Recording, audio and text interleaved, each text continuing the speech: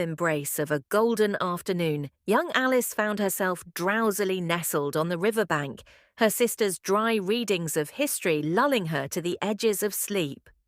It was in this haze of half-dreams that Alice's world turned curiouser and curiouser, beginning with the peculiar sight of a white rabbit, waistcoat adorned and pocket watch in paw, fretting over the lateness of the hour. Compelled by wonder, Alice followed the white rabbit down a seemingly endless burrow, tumbling into a realm where logic bowed to the whims of imagination. She landed with a soft thud in a hall of locked doors, a tiny key glinting atop a glass table. A drink-me potion shrank her to a mere 10 inches, yet the door to the beautiful garden remained a tease, just beyond her miniature reach.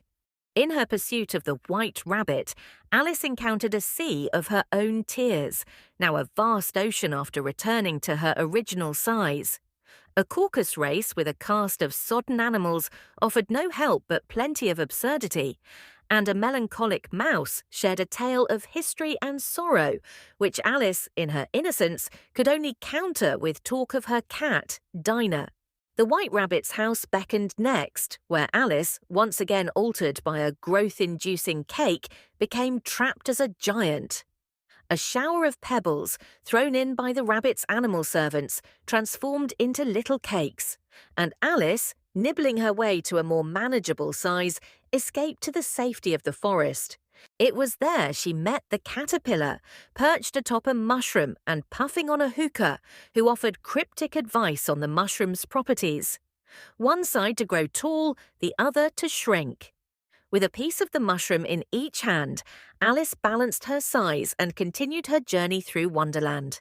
A baby-turned-pig, a duchess with a penchant for morals, a Cheshire Cat that vanished leaving only a grin.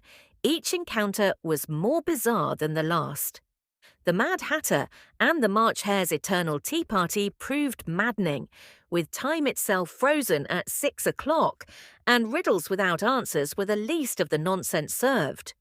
The Queen of Hearts' croquet ground was a spectacle of hedgehogs and flamingos, where the player's fear of the Queen's temper outshone the desire to win. "Off with their heads!" she bellowed at the slightest displeasure, and the King's feeble attempts at pardons did little to quell the terror. Alice's trial for the heinous crime of stealing the Queen's tarts was a farce, with a jury of birds and beasts, and evidence that amounted to nothing more than the cook's pepper-laden testimony and the Mad Hatter's nonsensical tea-time alibi. As the proceedings descended into chaos, Alice's growth into a giant once more emboldened her to denounce the Queen's rule as mere playing cards.